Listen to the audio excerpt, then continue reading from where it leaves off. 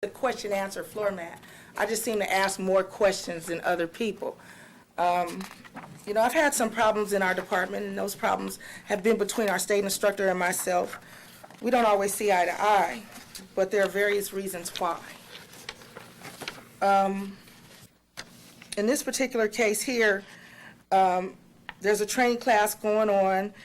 My behavior during that meeting became overbearing, and the attendance became agitated because of the disruption after the meeting. The guest speaker said to go elsewhere to find someone to do these meetings, and you will find Exhibit 3, E3, is a statement from one of my coworkers who was in attendance of that meeting, but he doesn't recall any disruptions in that particular meeting. But there were other people in the meeting. And in that conversation, there are several people, if needed to question, would be more than willing to say there were no disruptions in that meeting.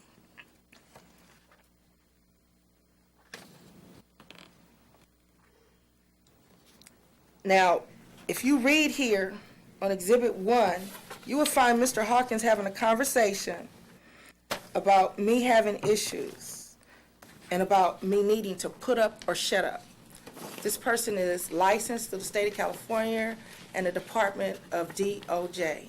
He is our state instructor. He is a person that basically knows about all the safety, dealing with school buses, wheelchairs, and all the instructions that we receive about the 82.7, but yet he indulges in these types of conversations with coworkers and people you could possibly be having disgruntled, situations with.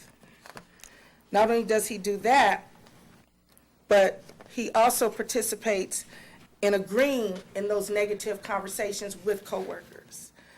But he is our state instructor, mandated, licensed to train us about safety, over the road, dealing with school children, and all the knowledge that we receive through the state of California.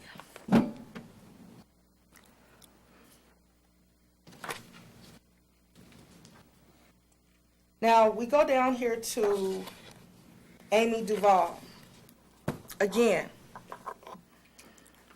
I want to share with you that when I received this route,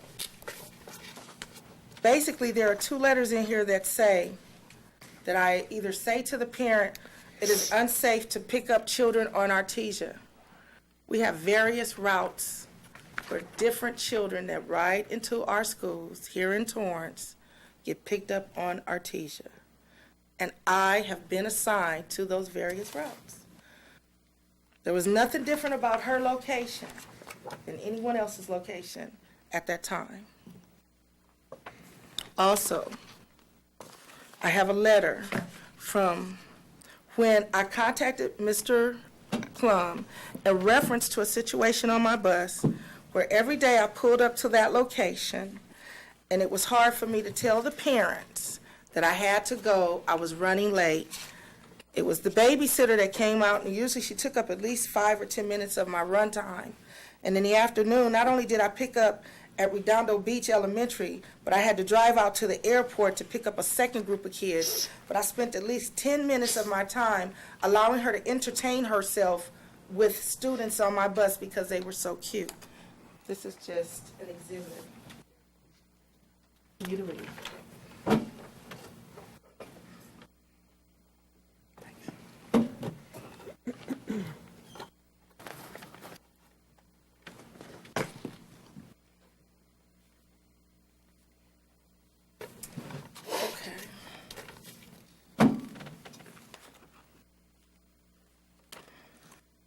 Now, I like to also keep some of the names of my witnesses private at this time, and the reason why is because I have a witness that witnessed the Sharon Mills situation. Sometimes we're in a hurry, and we sometimes do forget. At the end of my day, I usually forget because I've worked so hard in my interpretation of working hard, and I forgot to sign on and off on my time card. Basically here. Mr. Langford, who was, I think, he was a supervisor, and the position just recently became eliminated through the state of California. but he was a witness to this as well as one of my other coworkers. I'm not sure if Mr. Langford was trying to play superhero, but in any event, the conversation just kind of raised. The levels of words got a little higher. There were no four-letter words used, but yet and still it was stated that there were four-letter words being used. It was two women having a conversation where we disagreed with each other, and what happened was someone started yelling across the room, "Get her, stop her, save her, help her." And immediately Mr. Langford ran to save Sharon Mills. He grabbed me, he yanked me once or twice. I asked him to take his hands off of me, and he basically said, well, you know, don't stand here cursing. I guess that was just to certify that he had grabbed me, and he started manhandling me. And I just basically asked him not to touch me like that because it made situations look worse than what they really were. It's just like anybody else in a rebuttal. Sometimes your voice is raised to a level.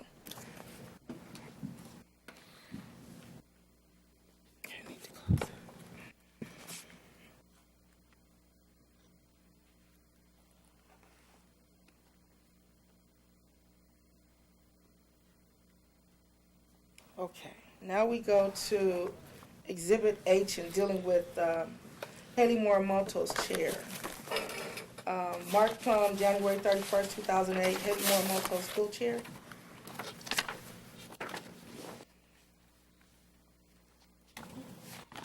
Okay, now, Haley Morimoto at one time was in a standard wheelchair.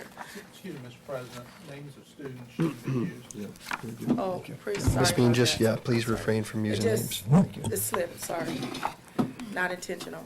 But this particular child here, the wheelchair of this particular child, she had a standard, and then, you know, the mother shared with me a couple of details. She said, well, we're getting a new wheelchair, and she said, we had to go through a particular company. It's not like this wheelchair, it was like a stroller type. Now, I had never transported that type before, so there was a lot of stuff about that wheelchair I needed to know, so I asked for literature. I said, well, can you give me some literature so I could take it to our state instructor so that he could best inform me on how to deal with this wheelchair, because I don't want to make any mistakes once you get your new wheelchair in order to transport it safely. Well, when we get it, you know, we'll let you know. So the wheelchair comes. She basically gets on the bus. She says, tie it down frontwards. We had some problems with that because sometimes I'm awkward to my right side. It's hard for me to bend over and grab, you know, a wheelchair hook around it. So I said, well, we decided, Mark Plum and myself decided to remove a seat in the bus in order for me to be able to handle, you know, tying that wheelchair down in the forward position she asked for. The next complaint that she had about me was the fact that she brought the wheelchair out. Now, mind you, I had no clue about this wheelchair.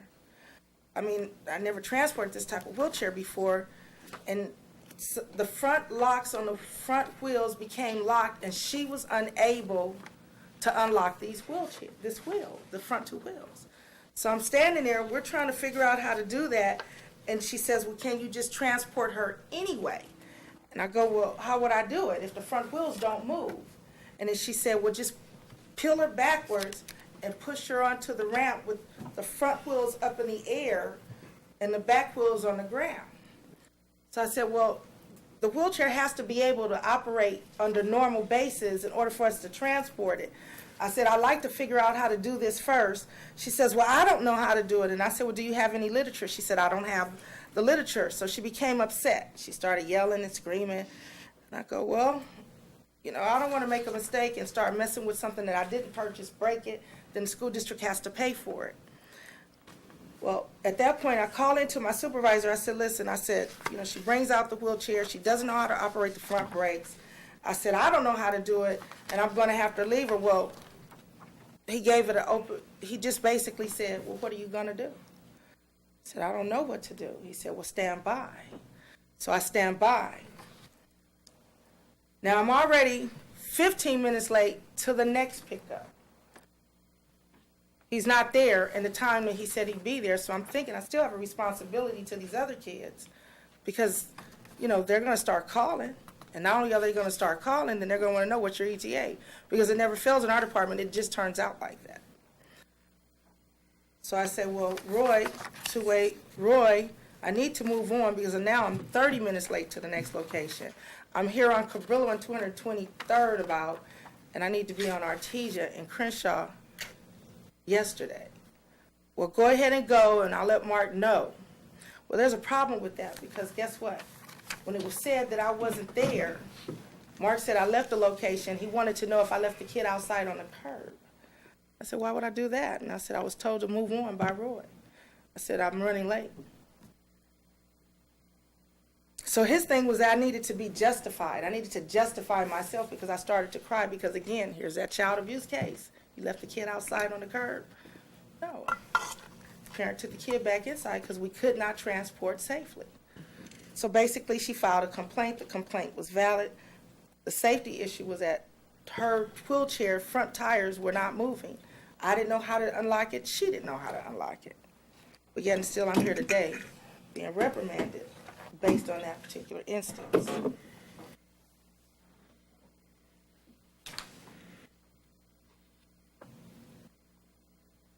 Here we go. Parent of Shivani Dewan, February 13, 2008. Mr. President, Yeah, please refrain from using students' I'm names. trying my Employee best. names are okay, Yeah, but okay. Sorry about that. It's not intentional, it's just reading it. Starting to get a little heated here. As indicated in Exhibit H4 per the 82.7 to the upkeep of brakes and wheelchairs, and I think I provided you with an example of that.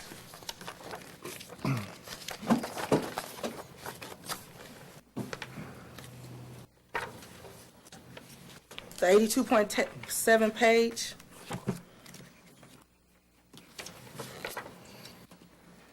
Right here, that would be Exhibit H3. 5-71, wheelchairs. And if you flip over to Exhibit H4, at the bottom, G, equipment of wheelchairs. Wheelchairs shall be equipped as follows: brakes, restraints, belts. Wheelchairs shall be equipped with brakes, wheelchairs to transport on school buses, and it shall be capable of being locked in gear when placed on a school bus, or shall have an independent braking system capable of holding a wheelchair in place. That's only just the 82.7.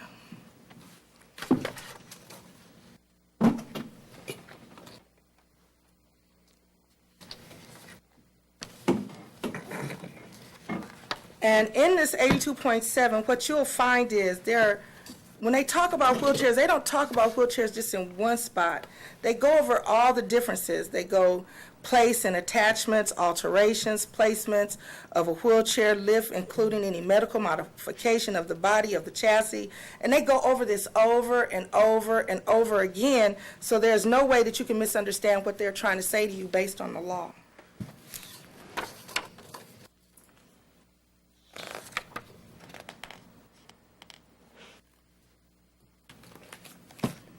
Okay, sorry about the name saying.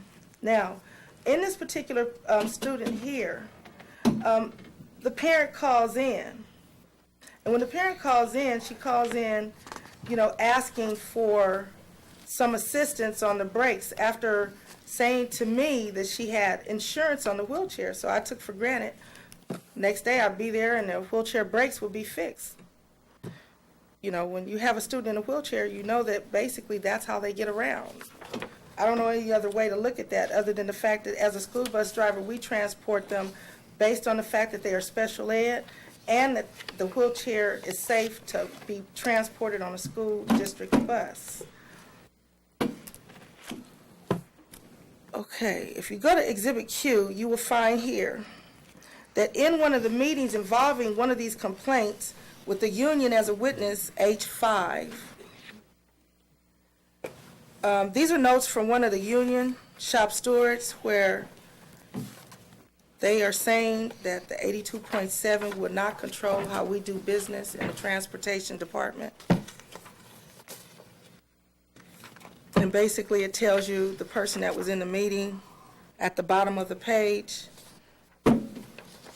that basically said the 82.7 would not control how we do business in the transportation department.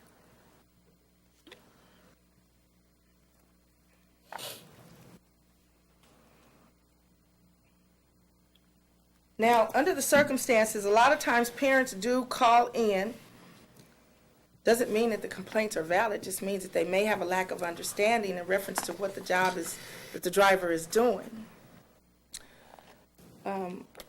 In most cases, when we dealt with those complaints, supervisor would hear that person's side, then they call you in and they hear your side, and then they evaluate the circumstances with their knowledge of transportation and what all it entails, what time schedules are, etc. This hasn't been my case. If a parent calls in on me, it is just the truth. I did it. It's a fact.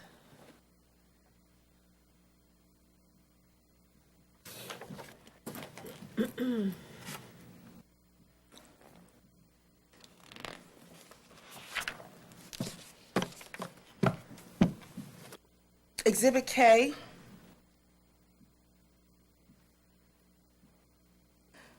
It basically addresses the fact that I've been accused of refusing to transport wheelchairs. I've never refused to transport a wheelchair. What I have done is brought up safety issues in regards to wheelchairs. When I speak to the supervisor in private, I basically go over the 82.7 and the fact that the law says that you will maintain the wheelchair in order that we are safe. Not just myself, we're talking the school district. Because if one of those wheelchairs are locked in on the floor and the wheelchair brake doesn't hold, we already know that the bus shifts back and forth, up and down, and they bounce most of the time. It even shakes loose some of the screws on the chassis of the bus. So if this bus is having this wheelchair on there and it's doing a lot of bouncing, we're hitting potholes, I'm slamming brakes, we're on the freeway, and the brakes don't hold, the weight of that wheelchair, including the child inside of it, can shift enough times where it can cause that wheelchair strap to loosen and possibly causing that child to be set free from that spot where he would go flinging throughout the bus, causing injury to himself as well as other people on board. Now, when I brought these things to the parents' attention, it was only as an informational. But most times the parents said, well, she said she can refuse. She said she can refuse. And basically, my legs were being cut out from under me by stating, you got a complaint. It's a complaint like anyone else has a complaint, but it doesn't mean that I've left the child sitting on a curbside. It just means I shared with them on the basis of safety that the wheelchair brakes have to work in order that the child stays safe on the bus. I'm not just trying to protect my own interests. I'm trying to protect the district's interests. Because if you have an injured child on a bus under those circumstances, trust me, it's not the end of that story.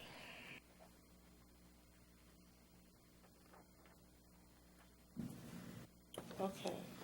Now we will move on to Child Abuse Report, February 21st of 2008. Okay. In that particular event, I had a student on my bus. It was Christmas time, January, February, and that's usually the winter seasons when it's cold outside, children have colds. I understand that. She had a runny nose, nothing to it but to wipe it. But then over a period of time, the cold prolonged past January and February, March and April, and the mucus began to turn colors and had an odor. Well, at that point, I was trying my best to help the parent to understand by asking questions like this. Is she sick? Does she have a cold? Everything is fine. But the odor started to persist into the other children making statements like, well, she seems like she's gone to the restroom. No, she hasn't. But then when I brought it to the attention of the school where she went to school, and they said, well, just wipe it. But the odor was so strong, I went to my supervisor looking for some sort of support, some sort of assistance. And I said, well, I'm not really sure. I don't believe it's neglect. Abuse. I think it's just neglect or probably non-observant, not paying attention. I was given a child abuse form, and I go, well, I don't see child abuse. I just see forgetfulness. I just want to report it or have somebody come and check it out because I'm not sure what it is. There are other small kids on my bus, and I want to make sure, whatever it is, that nobody ends up with something. Well, basically what happened at that point was I was insist to fill it out. And I said, well, I don't think it's child abuse. I think it's just neglect. At that point, after being written up, I went and spoke to Lynn Berdugian, and Berdugian said, basically, it's your call. Because when you're looking at this situation, you're basically making sure that everybody's safe, everybody's healthy, and that these type of pathogens are not being passed on to other children. That's my job. I have to keep not only the children safe, but healthy too.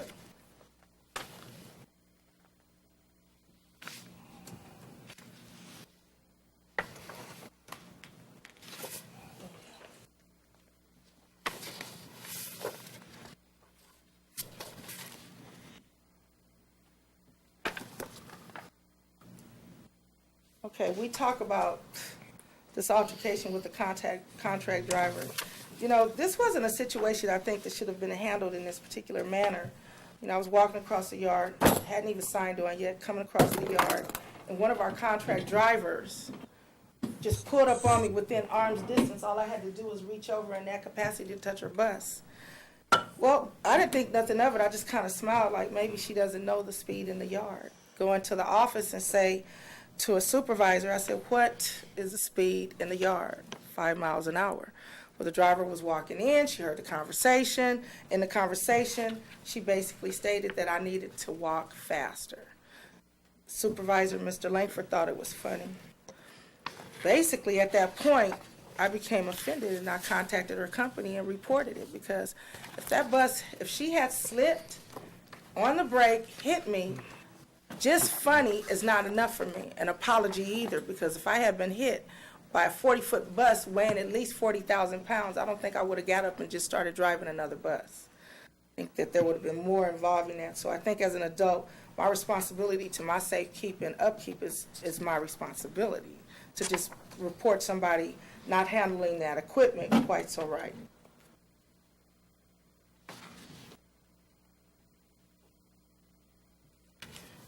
Okay, we get another email.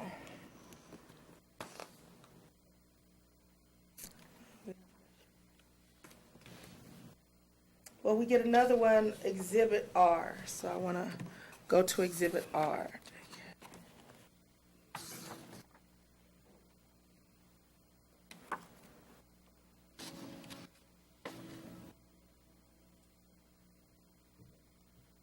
Okay, in this particular case, I have been contacting Mr. Langford over and over about this parent being late every day. And I said, listen, you know, I get enough call-ins, I get enough complaints as it is based on this particular setup. And I said, I want to try to keep on time. I said, you know, if it's an 8:20 pickup, I'm not leaving there until 8:30, 8:35. So could you contact her to let her know that I'm outside from time to time? The response by him was basically to call him to let him know so that he can tell me to move on. So pulled up, she indicates that I had parked down the street at the market.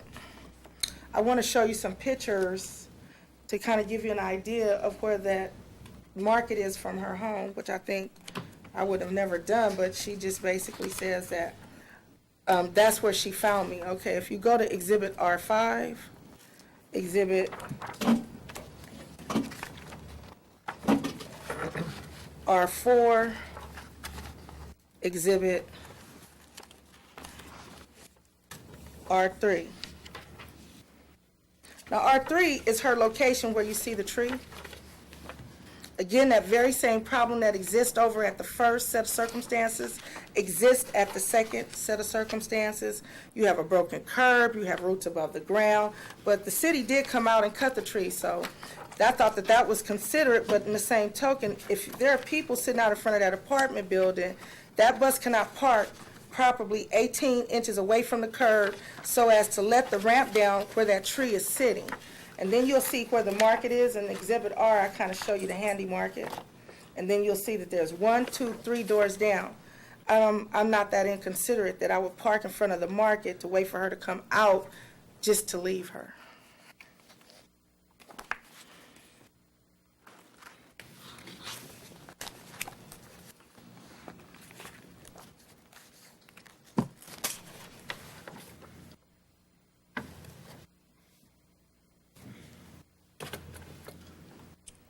Okay. If we'll go down here to Exhibit T, we speak of student March 7, 2008. I deal with school children every day. You get school children that are sick, you get school children who pull your hair, you get school children who will slap you. That's not a problem. It's gone on for a long time. It's not a problem.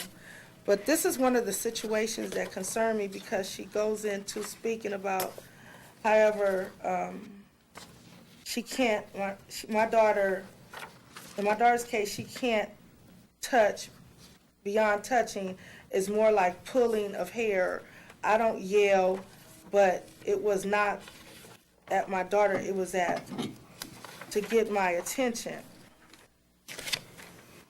Here's one statement when I called into the transportation department where this same student took her shoe off, threw it at me while I was driving on the 405. This had been discussed with Mr. Fielding. No, it had been discussed with Mark Plum and Mr. Langford.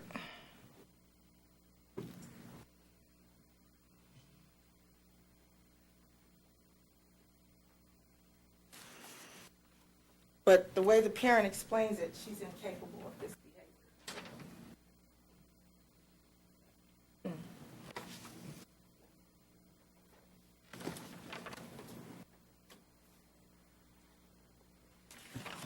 And these are just documentations that occur throughout the day when I notice these things that do occur.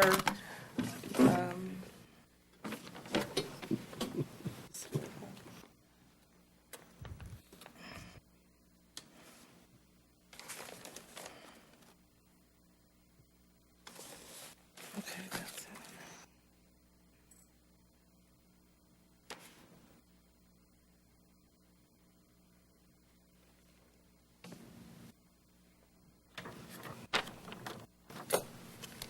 The mother, she speaks of me saying things are getting ugly. I think like when my hair got pulled and I got spit in my face, I thought that was kind of ugly act, but I just shared with her. I said, she spit in my face, wiping it from my face, and I said, that's kind of ugly. I don't think that that was a reason for a complaint, but apparently she complained about it.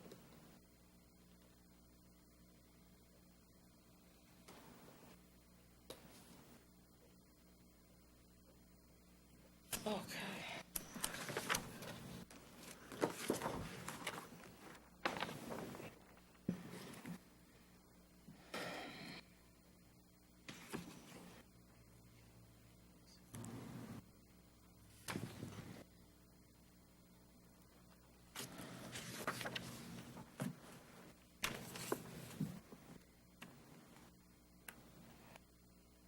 Just bear with me here. I'm trying to get back to the last part of this.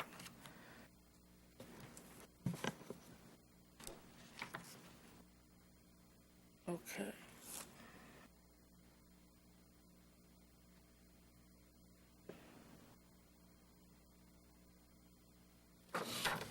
Okay, this is one of the discrepancies I found because this had been, a statement that I have been saying all along. I didn't understand how coming back after being accused of a child abuse case that I would come back and just start to be so disruptive, so out of control. I think that like any parent, this is an educational institution.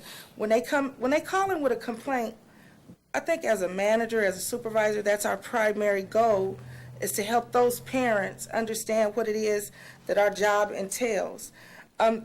There was a barrage of complaints coming in on me on a regular basis involving the safety issues that I brought to the attention of my manager, Mark Plum.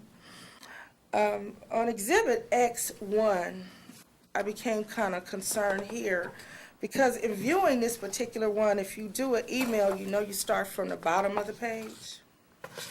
And the mother forwards her email on X1 to Mark Plum around Thursday, March the 27th at 2:36 p.m. But if you continue on upward, he mentions, I just received this email from this parent in regards to Ms. Carmen Bean, subject. And then if you look at the time, Thursday, March the 27th, 2008, at 2:08, concerned me because it looked doctored up. Because if you go 2:36 p.m., she types to Mr. Plum from parent, and then she sends it to Torrance Unified School District Transportation Safety, Mark Plum, just received 2:08. There's no way he could give an email from 2:30 at 2:08.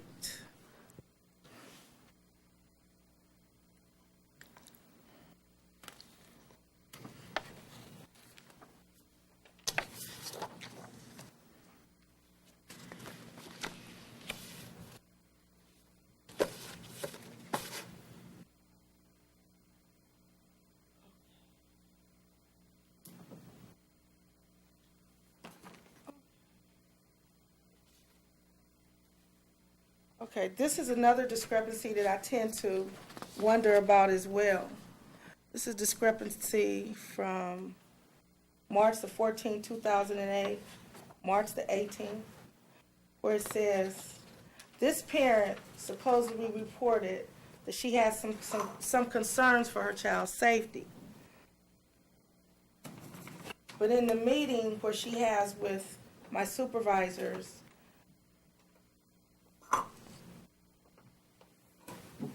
Mr. Plum and Mr. Filling asked her if she thinks I would do any harm to her child. She said no.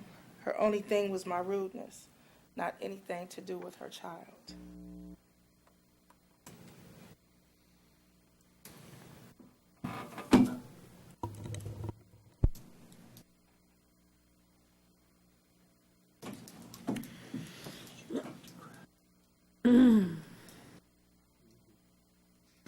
Okay, now we addressed the one with Brandon Tanaka. I don't believe Excuse me, Mr. Oh, President, sorry. on time. I apologize. It's a mistake.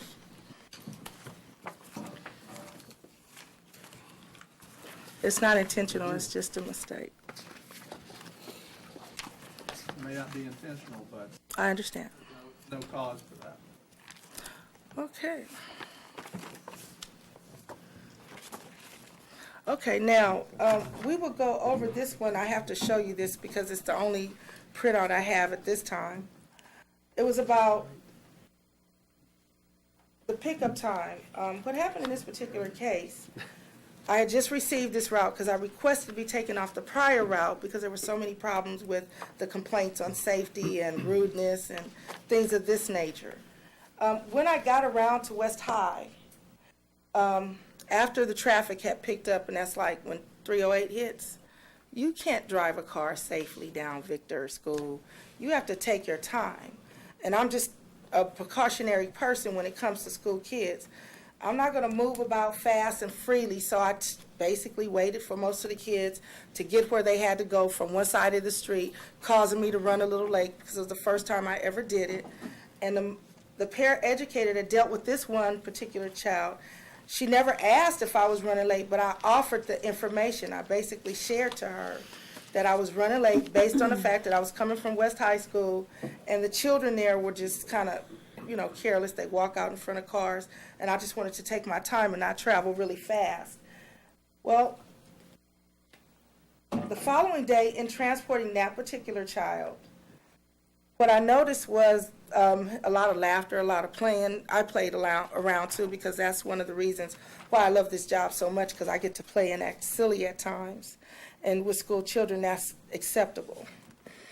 In that particular case, apparently there was conversation, and there was between me and the paraeducator that picks him up in the morning, and she was saying to me that she's never seen him so happy, we were having a great time, and then she went on to share some details about the driver prior. The driver prior was not rude, she was not friendly, he never got off the bus laughing, he never had a great time. And I go, that's strange. And I said, because if I refuse a wheelchair based on safety, I get written up. And you're telling me that she was rude, she wasn't friendly, and the child wasn't happy with her.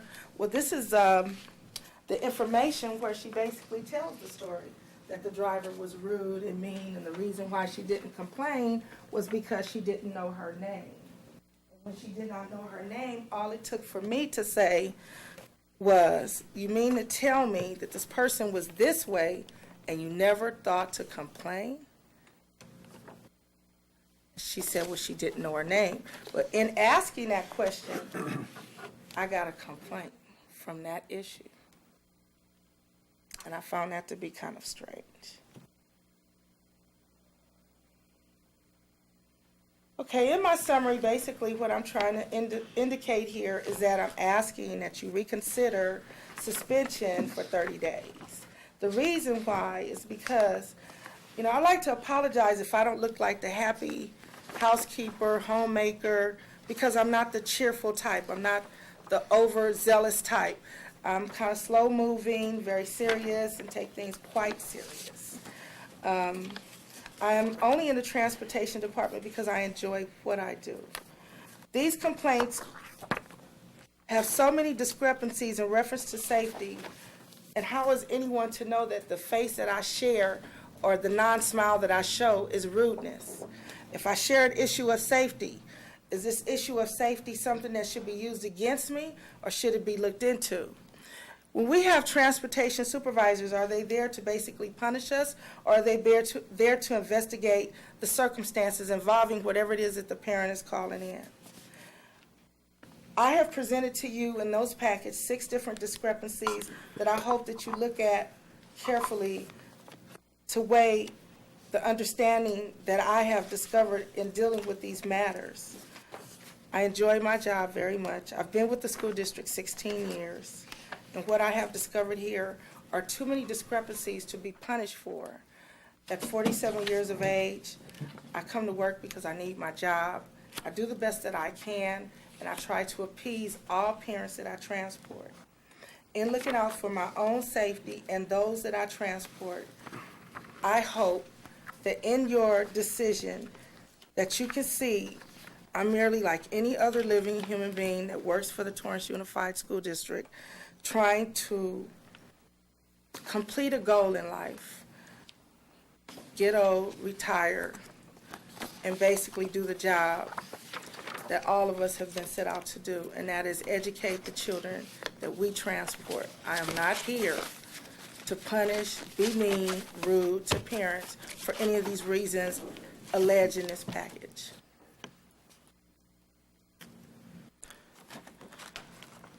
And I think this is my conclusion.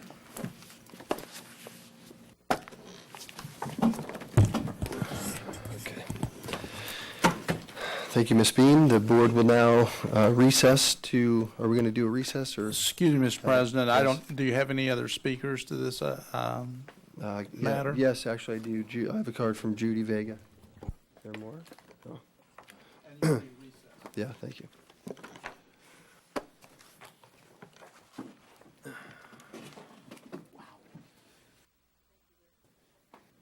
Good evening, members of the board, Mr. President, cabinet, and attendees. I'm here on behalf as a representative of Ms. Bean to ask to reconsider. This is a punitive decision on discipline. 30 days is a long time. The department is already hearing of employees that they're absent either because of injuries or disability. So this is a department that is already hearing of employees. And as she presented her statements and her evidence of the discrepancy, also this seems like a double jeopardy. A lot of those issues that she presented, she was dealt with, she was disciplined, she was canceled. And to do double discipline, that's what it is, a double jeopardy. So we ask you to please reconsider the discipline to allow her to continue working, and also to do probably ask the district to do an internal review of that department on regards of the issues and concerns, not only on Ms. Bean, but other bus drivers as well. Thank you. Thank you, Ms. Vega. The board will now recess to closed session.